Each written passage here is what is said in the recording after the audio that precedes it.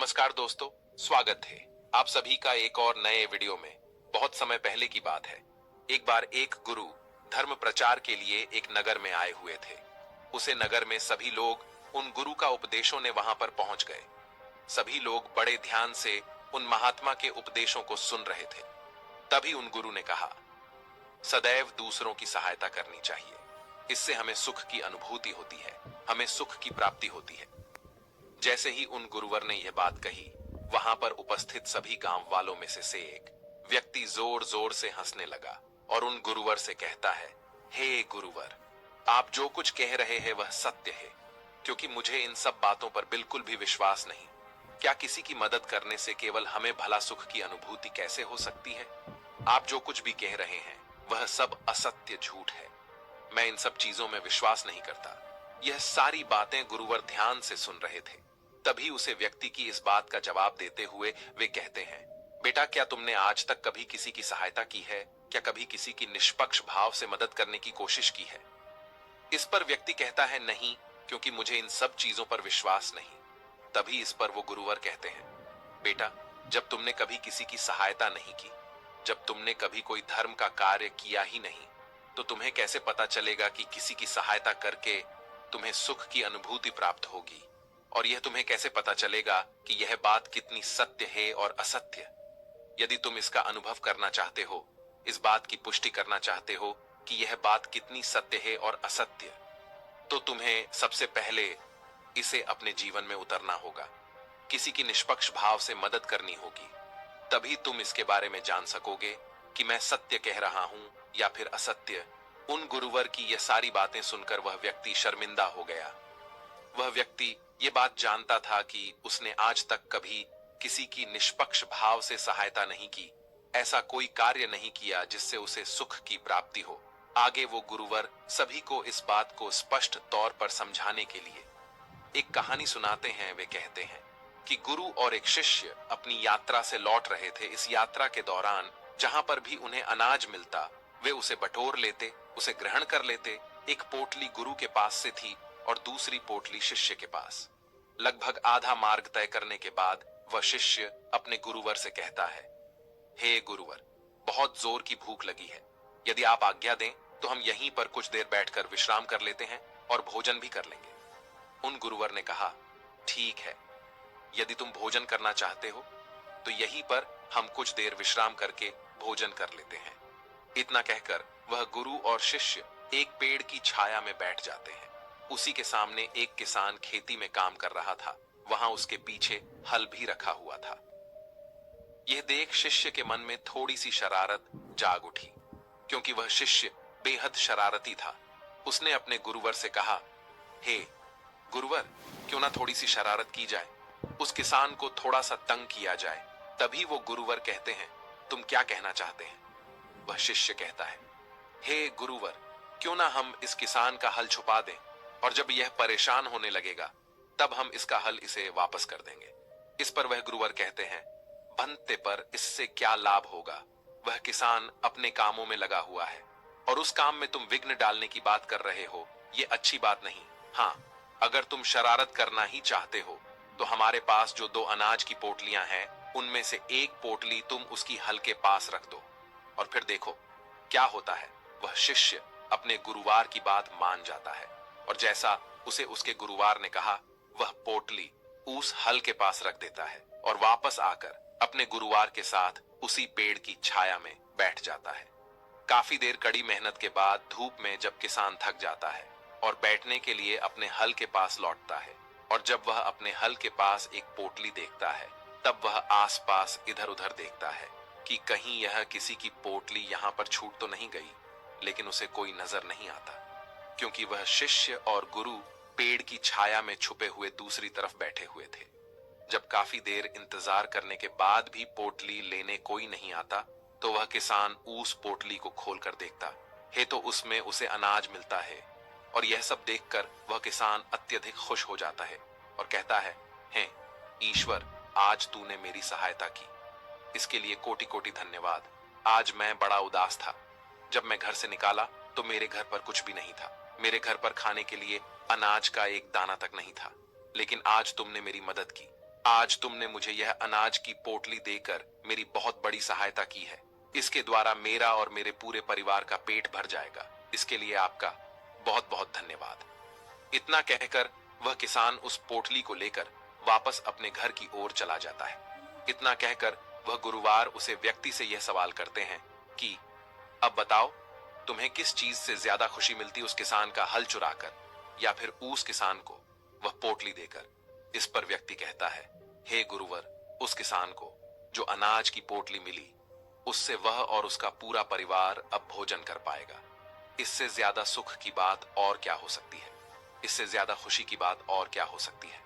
तभी वह गुरुवर कहते हैं, तुमने बिल्कुल ठीक कहा। जब हम किसी के निष्पक्ष भाव से मदद करते हैं, जब हम ऐसे व्यक्ति की सहायता करते हैं जिसे उसकी आवश्यकता हो, तो हमारे मन को असीम शांति प्राप्त होती है और हमें सुख की अनुभूति होती है।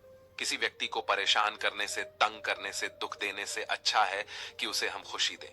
इतना कहकर वह गुरुवर कहानी में आगे बढ़ते हैं और कहते हैं, जिस प्रकार उस शिष्य ने यह कार्य करके सुख की प्राप्ति की खुशी का अनुभव किया, उसी प्रकार आप भी एक बार किसी ना किसी व्यक्ति की निष्पक्ष भाव से मदद जरूर करें। उन गुरुवर की यह बात सुनकर उस व्यक्ति को यह एहसास हो जाता है कि किसी को सुख देने में जो खुशी मिलती है, वह किसी को दुख देने में नहीं मिलती। इससे बड़ा ना तो कोई धर्म है और ना ही कोई पुण्य। यदि आप किसी भी जरूरतमंद की सहायता या मदद कर सकते हैं तो अवश्य करें, लेकिन इसका अर्थ केवल यह नहीं कि आप उसकी मदद धन दौलत से ही करें, बल्कि आप चाहे तो उसकी मदद कोई भी कार्य पूरा करवा के कर सकते हैं। कोई भी ऐसी मदद जो आप करने में सक्षम है। हमारी अगली सीख हमें अगली कहानी से मिलेगी। एक बार की बात है, महात्मा बुद्ध और उनके कुछ शिष्य किसी गांव का भ्रमण करके वापस लौट रहे थे। तभी वहां पर उन्हें कुछ लोग मिलते हैं जो उन्हें देखते ही उनकी निंदा करते हैं, उन्हें अपशब्द कहते हैं।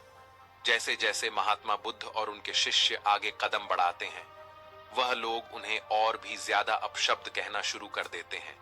लेकिन महात्मा बुद्ध और उनके सभी शिष्य बिना कुछ कहे, चुपचाप, बिना कुछ प्रतिक्रिया दिए वहां से आगे की ओर बढ़ चलते हैं। आगे कुछ दूर जाने के बाद उन्हें एक वृक्ष नजर आता है, जहां पर वे सभी लोग रात गुजारने के लिए विश्राम करते हैं। तभी पासी के गांव से कुछ लोगों का समूह वहां से होकर गुजर रहा होता है। वे लोग उन महात्माओं को देखकर अति प्रसन्न हो जाते हैं। वे लोग उनसे आग्रह करते हैं कि आप हमारे गांव में चले।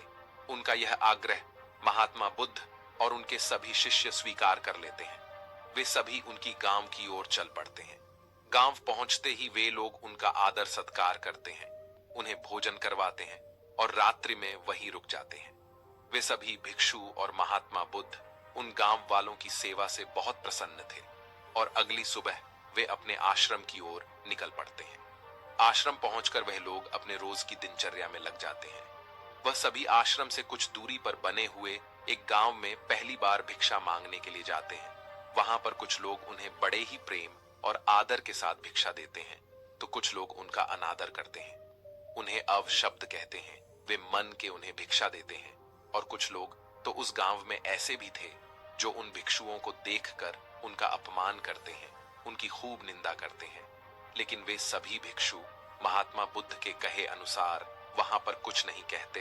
वे चुपचाप उन सभी बातों को सुन लेते हैं और बिना कुछ प्रतिक्रिया दिए वह वापस महात्मा बुद्ध के पास लौटते हैं और फिर उनसे कहते हैं, हे तथागत, हम आपसे कुछ प्रश्न पूछना चाहते हैं और उम्मीद है कि आप उसका उत्तर हमें अवश्य देंगे। तभी महात्मा बुद्ध कहते हैं, पूछो, तुम्हारे क्या प्रश्न है? उन सभी भिक्षुओं में से एक भिक्षु महात्मा बुद्ध से कहता है, हे बुद्ध, जब हम किसी भी गांव में विघटन के लिए जाते हैं, हमें भिन्न भिन्न प्रकार के लोग मिलते हैं, जिसमें से कई लोग हमें बड़ी विनम्रता के साथ प्रेम से हमें भिक्षा देते हैं, हमसे बातें करते हैं, हमसे ज्ञान प्राप्त करते हैं। लेकिन कुछ तो ऐसे भी होते हैं जो स्वयं के पास हमें रखने के लिए उत्सुक भी रहते हैं। लेकिन वहीं पर कुछ ऐसे लोग भी होते हैं जो केवल हमारी निंदा करते हैं, हमें अपशब्द कहते हैं, हमारे पहनावे को लेकर, हमारे बातों को लेकर, हमारी दिनचर्या को लेकर हमें भला बुरा कहते ही रहते हैं। लेकिन इसके बावजूद हम उन्हें कुछ नहीं कहते, क्योंकि आपने जो हमें सिखाया है, आपने जो हमें मार्ग दिखाया है, उसके अनुसार हमें कभी भी किसी के अपशब्द पर कोई प्रतिक्रिया नहीं देनी चाहिए, बल्कि हमें उनके साथ मधुरता के साथ पेश आना चाहिए। हमें उनके साथ प्रेम से व्यवहार करना चाहिए। लेकिन जब हम ऐसा करते हैं तो उसके बावजूद भी वे लोग हमारे साथ बुरा व्यवहार करते हैं। ऐसा क्यों? लोग हमारे साथ मधुरता के साथ क्यों नहीं पेश आते?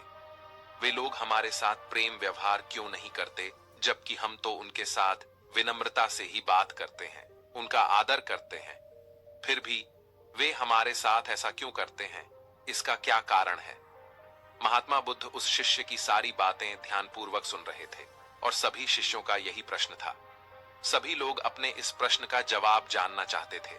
तभी महात्मा बुद्ध कहते हैं, मैं तुम सभी के प्रश्नों का जवाब अवश्य दूंगा, लेकिन उससे पहले तुम सभी एक स्थान पर बैठ जाओ। महात्मा बुद्ध और उनके सभी शिष्य एक स्थान पर बैठ जाते हैं। तभी महात्मा बुद्ध उन सभी से कहते हैं कि तुमने कहा कि हम जहां पर भी जाते हैं वहां पर हमें भिन्न भिन्न प्रकार के लोग मिलते हैं। उनका व्यवहार अलग होता है और इसका कोई बड़ा कारण नहीं है, बल्कि यह तो हर मनुष्य की सोच है और वही उन्हें अलग बनाती है। जिस प्रकार की समाज में वह पले होते हैं, जैसी उनकी सोच होती है, वैसा ही वह व्यवहार करते हैं। और इसमें कोई भी संदेह नहीं है कि कोई भी व्यक्ति स्वयं की सोच और विचार के अनुसार ही अपना जीवन देखता है, समझता है और बनाता है। फिर वह चाहे अच्छी सोच हो या फिर बुरी, वही उसका व्यवहार बन जाता है, वही उसका जीवन बन जाता है। और वह केवल हमारे साथ नहीं, बल्कि सभी के साथ उसी प्रकार का व्यवहार करते हैं। लेकिन इन सब में जो सबसे महत्वपूर्ण बात है वह यह है कि हमें धर्म पर चलना है। अर्थात यदि कोई हमारे साथ बुरा व्यवहार भी करता है तो हमें उसके साथ विनम्र रहना चाहिए, उसके साथ हमें प्रेम पूर्ण रहना चाहिए। और इसके लिए जो भी उपदेश मुझे तुम्हें देने चाहिए थे, जो भी सीख मुझे तुम्हें देनी चाहिए थी, वह सब मैं तुम्हें पहले ही बता चुका हूं। हमें दूसरों को प्रेम देना चाहिए, लेकिन एक बात और याद रखना कि जिस प्रकार का प्रेम, जिस प्रकार का व्यवहार हम दूसरों के प्रति अपने मन में रखते हैं, दूसरों को देते हैं, उस प्रकार का व्यवहार, उस प्रकार का प्रेम हमें मिले, यह जरूरी नहीं। और ना ही हमें इसकी उम्मीद रखनी चाहिए। यह उनका निर्णय है कि वह हमारे साथ किस तरह का व्यवहार रखना चाहते हैं, वह किस तरह से हमारे साथ प्रेम पूर्ण रहना चाहते हैं। जब हम किसी को भी बिना किसी स्वार्थ के निष्पक्ष भाव से प्रेम, सम्मान और मधुरता देने लग जाते हैं, तब भी हमें यह उम्मीद नहीं रखनी चाहिए कि उनका व्यवहार हमारे लिए अच्छा है या फिर बुरा, क्योंकि इससे कोई फर्क नहीं पड़ता। यदि आप किसी से भी यह उम्मीद रखते हैं कि जो प्रेम आप उन्हें दे रहे हैं वही प्रेम वह भी आपको देंगे, तो यह गलत है। यह तो स्वार्थ हुआ जो आप अपने प्रति उस दूसरे व्यक्ति से चाहते हैं। आपको तो अपने कर्मों पर ध्यान देना चाहिए। आगे महात्मा बुद्ध अपने सभी शिष्यों से कहते हैं, जब हम सच्ची भावनाओं के साथ, करुणा के साथ कार्यरत होते हैं, अर्थात कार्य करते हैं, तभी यह हमारे लिए सिद्ध साबित होती। हमें कभी भी किसी की भी सहायता निस्वार्थ भाव से करनी चाहिए। हम जब उनकी सेवा कर रहे हो तो हमें अपने मन में यह कभी नहीं लाना चाहिए कि जो हम उन्हें दे रहे हैं वह भी बदले में हमें वही देंगे। आगे महात्मा बुद्ध अपने सभी शिष्यों को यह समझाते हुए एक कहानी बताते हैं और कहते हैं, एक बार एक गुरुवर अपने कुछ शिष्यों के साथ किसी यात्रा से लौट रहे थे। वह मार्ग काफी लंबा था, जिस कारण मार्ग में सभी को प्यास लग गई। वह गुरु अपने सभी शिष्यों को एक नदी के किनारे ले जाते हैं और जब वे सभी शिष्य उस किनारे के पास पहुंचते हैं तो वहां पर उन्हें एक छोटा सा मटका नजर आता है। वे सभी लोग उस मटके का इस्तेमाल करके पानी पी लेते हैं और फिर उसी मटके में पानी भरकर वह अपने गुरु के पास ले जाते हैं। लेकिन जब तक वह पानी वह अपने गुरु के पास ले जाते हैं, तब तक वह मटका लगभग खाली हो जाता है। उस मटके में केवल थोड़ा ही पानी बचता है। ये देखकर एक शिष्य उस मटके को फिर से नदी में ले जाकर के पानी भरता है और फिर वह गुरुवर के लिए पानी लेकर आगे बढ़ता है, लेकिन फिर से वह पानी धीरे धीरे खत्म हो जाता है। ये देख वह गुरुवर अपने उस शिष्य से कहते हैं, तुम्हें इस मटके को नहीं भरना चाहिए, क्योंकि जो मटका तुम भर रहे हो यह फूटा हुआ है। इस मटके को भरना व्यर्थ है, इसलिए तुम्हारी यह मेहनत पूरी तरह से व्यर्थ हो रही है। आगे महात्मा बुद्ध अपने सभी शिष्यों को यह समझाते हुए कहते हैं कि किसी की सेवा और सहायता करते वक्त बदले में हमें वह सामने वाला व्यक्ति भी वही देगा। इसकी चाह रखना बिल्कुल व्यर्थ है, क्योंकि जब भी तुम किसी की सहायता करके यह आशा रखते हो कि सामने वाला भी तुम्हारे लिए ठीक वही करेगा, तुम्हें भी ठीक वही देगा, तो इससे केवल तुम्हें निराशा ही प्राप्त होगी। और तुम लोग भी वही चाहते हो। जब तुम भिक्षाटन के लिए किसी गांव में जाते हो, तो यह तुम्हारा धर्म है कि तुम विनम्रता, प्यार, आदर सत्कार के साथ भिक्षा मांगो, लेकिन बदले में वह भी तुम्हें आदर सत्कार के साथ भिक्षा देंगे। इसकी उम्मीद करना बिल्कुल व्यर्थ है, क्योंकि जब भी तुम किसी की सहायता करके यह आशा रखते हो कि सामने वाला भी तुम्हारे लिए ठीक वही करेगा, तुम्हें भी ठीक वही देगा, तो इससे केवल तुम्हें निराशा ही प्राप्त होगी। और तुम लोग भी वही चाहते हो। जब तुम भिक्षाटन के लिए किसी गांव में जाते हो, तो यह तुम्हारा धर्म है कि तुम विनम्रता, प्यार, आदर सत्कार के साथ भिक्षा मांगो, लेकिन बदले में वह भी तुम्हें आदर सत्कार के साथ भिक्षा देंगे। इसकी उम्मीद करना बिल्कुल व्यर्थ है। महात्मा बुद्ध के इस उपदेश को सुनकर वहां पर उपस्थित सभी शिष्य महात्मा बुद्ध की इस बात को अच्छी तरह से समझ जाते हैं, और उनके प्रश्नों का जो उत्तर उन्हें चाहिए था वह भी उन्हें मिल जाता है।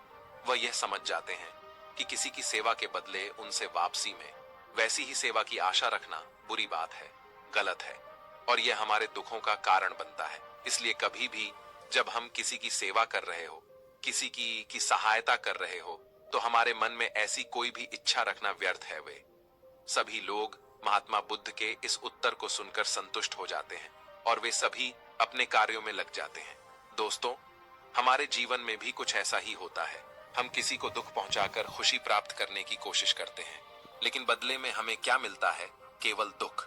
इसलिए दूसरों के जीवन में जब आप खुशियां बांटेंगे, और वह भी बिना स्वार्थ के, तब आपके जीवन में खुशियां स्वयं ही लौट आएंगी। और साथ ही कभी भी अपने मन में यह इच्छा नहीं रखनी चाहिए कि जैसा व्यवहार, जैसा प्रेम हम दूसरों को दे रहे हैं, ठीक वैसा ही प्रेम, वैसा ही व्यवहार हमें दूसरों से भी प्राप्त होगा, क्योंकि यह केवल हमें निराशा ही देगा और हमारे लिए यह एक दुखों का कारण ही बनेगा। दोस्तों, उम्मीद है कि आपने आज की इस वीडियो से जरूर कुछ ना कुछ सीखा होगा। तो आज की इस वीडियो को लाइक और अपने दोस्तों के साथ शेयर करना ना भूलें, और हमें ऐसे ही सपोर्ट करने के लिए चैनल को सब्सक्राइब